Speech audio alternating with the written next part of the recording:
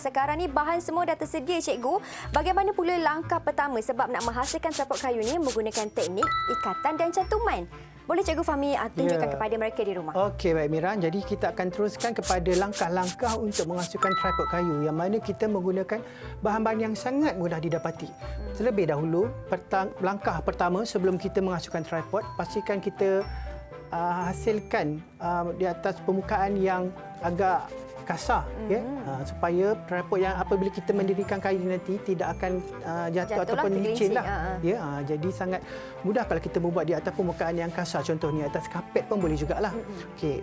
Baiklah, kita akan mulakan ya. Langkah yang pertama, pastikan kita sediakan 3 batang kayu yang lebih kurang sama panjang. Okey, kita gunakan dahulu 2 batang kayu untuk menghasilkan ikatan. Ya, Mira pun boleh cuba cikgu. Ya, Mira pun boleh bersama-sama dengan saya untuk memulakan langkah-langkah menghasilkan gadget. Okey, 2 batang kayu macam ni. Ya, kemudian gunakan apa sahaja tali untuk mengikat, sama ada ribbon ataupun tali tangsi ataupun benang bulu pun boleh jugalah. Kemudian kita ikatlah mengikut cara yang kita perlu. Mengikut cara kita, pasti ikatan tu kukuhlah. Ya. Okey, sedikit pesanan mesra kepada semua adik-adik yang akan lakukan aktiviti ini juga. Ingat untuk berhati-hati kerana ini kan kayu kan cikgu. Ya, dia mungkin akan ada selumbar ataupun ada tajam-tajam. Jadi kena pastikan kena bersihlah permukaan dan juga licin permukaan ini. Baik. Dan perkara lagi Mira, semasa kita mengikat, pastikan ikatan tu agak kukuh, dan juga semasa memotong tu pastikan kita gunakan gunting di bawah pengawasan orang dewasa. Tujuannya untuk menjamin keselamatan kita. Ya. Okey, nampaknya ikatan yang pertama dah selesai. Okey, nampaknya agak-agak kukuhlah. Kalau tak kukuh pun tak mengapa, sebab kita akan pastikan yang ikatan tu kukuh apabila pada peringkat akhir nanti semasa finishing, ya, semasa kemasan. Okey, baik. Selepas menghasilkan ikatan lebih kurang silang macam ni, okey, kayu yang ketiga ni kita letakkan di atasnya. Sandarkan di atasnya. Sandarkan di atas. Okey, kemudian kita sambunglah ikat. Sambung ikat. Kita lilit lagi. Lilit lagi. Lilit sehingga ia agak kukuh dan tidak mudah tercabutlah, terlerai. Ya. Lilit saja. Kalau kita mahir dalam aktiviti pengakap, kita boleh menggunakan aplikasikan ikatan tungku, ikatan silang tungku namanya. Tapi kita gunakanlah ikatan apa yang pasti untuk mengukuhkan tali yang kita gunakan untuk mencantum tripod ni lah. Ya, kira tak ada ikatan spesifik lah cikgu. Ya, tak ada. Tak apa, yang penting kekemasan itulah. Ini adalah asas bagi tripod ya. Ni nampak ada asasnya. Ya. Okey, nampak asas. Kita gunakan 3 kayu yang agak pendek. 3 kayu yang agak pendek untuk membuat tapak pelantar ataupun platform. Ya, lebih kurang macam inilah yang telah dihasilkan. Nampak tak? Nampak cikgu. Kita kena buat dalam bentuk 3 segi kan cikgu? Ya, betul, 3 segi. Sudah namanya tripod, jadi sudah tentulah menggunakan 3 kaki. 3 kaki. Ya, okey. Jadi kita akan teruskan dengan meneruskan langkah-langkah menghasilkan tapak bagi platform. Ya, kita akan ikat macam biasa menggunakan tali. Ikat saja. Dia di bahagian sisi. Tapi kan kalau kita tak mahir nak mengikat, kita boleh gunakan kabel tie.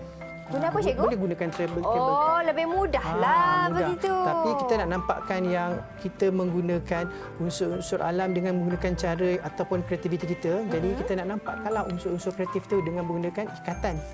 Ya. Okey, sebenarnya kalau ikutkan ribbon ni, kalau kita gunakan ribbon ni sebenarnya pun bagus juga sebab dia mencengkam. Ya, mencengkam cantuman kayu-kayu ini. Bila dia mencengkam, jadi agak kukuhlah dia punya cantuman ni.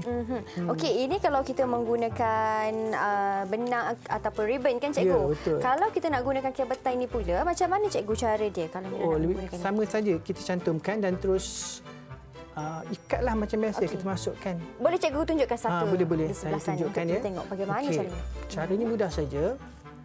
Okey. Ambil satu kayu yang pendek, lebih kurang jarak dia jangan terlalu kurang daripada bukaan tripod yang depan ni. Okey, gunakan kabel tie ni. Macam biasa, kemudian kita pun masukkanlah. Masukkan. Masukkan dan kemudian ketat kiri dan kanan. Boleh kan? Boleh cikgu. Tapi dia sebenarnya disilang macam ni. Ya, disilang. Jangan pula dia macam ni. Dia macam ni, disilang macam ni. Dia akan nampak macam bentuk pangkah. Okey. Dia ikut pada apa tu kayu ni, unjuran kayu ni. Kalau Mira buat macam ni cikgu, kurang tepat ke kalau macam Boleh, ni? boleh. Itu pun cara yang betul jugalah tu. Okey. Yang penting cantum.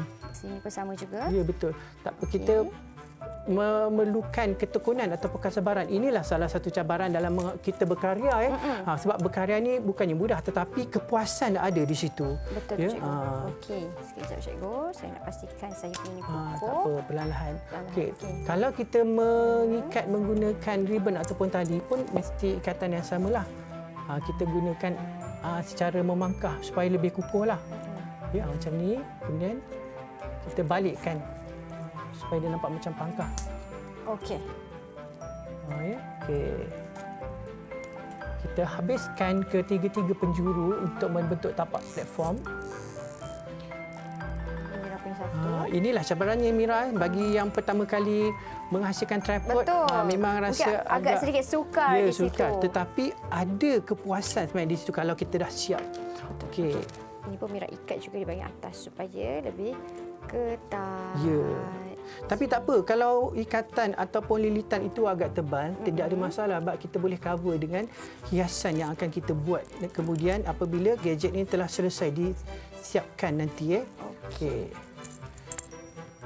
Baik, lagi satu di bahagian tepi. Yang penting ikatannya pastikan kukuh supaya apabila tripod ini siap, ia boleh digunakan. Boleh didirikan serta boleh diletakkan beban di atasnya lah. Okey. Macam saya tengok cikgu punya, alah cantiknya cikgu punya. Saya ni macam kurang kemas je cikgu. Tak, sebenarnya dari segi kekemasan tu, untuk langkah pertama, kita jangan terlalu pentingkan nak nampakkan hasil yang cantik, yang menarik. Tak perlu.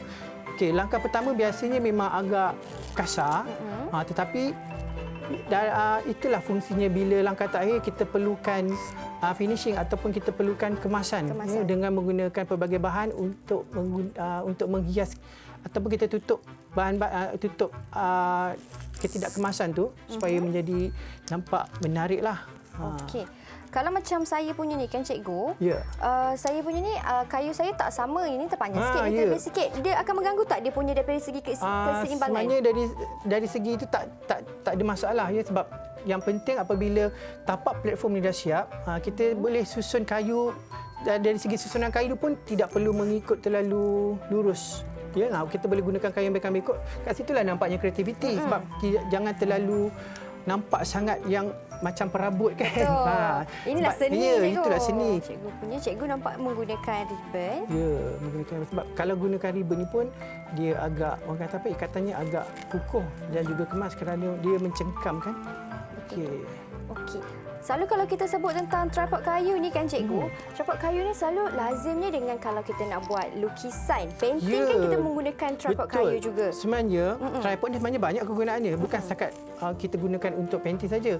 Kalau kita perhatikan ada juga tripod yang digunakan di batas-batas tanaman ya untuk sebagai, orang kata apa, nak menampakkan yang tumbuhan melilit. Macam contohnya tumbuh-tumbuhan kekacang lah kat situ. Okey.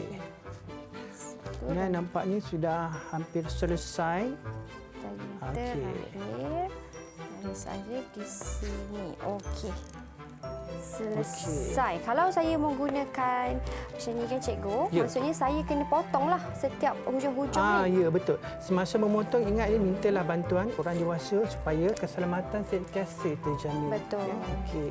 Jadi nampaknya langkah pertama kita dah selesai. Nampaknya memang dah nak siap. Ini adalah asas tripod yang dah kita hasilkan. Tinggal nak buat dia punya platform ataupun tapak saja. Tapak ataupun platform ni boleh pelbagai. Sebab kita dah ada asas, tapaknya boleh dipelbagaikan. Okey. Macam contohnya kalau perhatikan ya di sini saya dah susun kayu mengikut kepanjangan.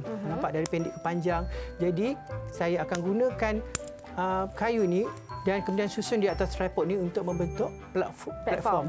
Kita juga boleh gunakan buluh ya untuk membentuk platform di atas ni, ataupun boleh gunakan lidi. Menggunakan lidi. Ya.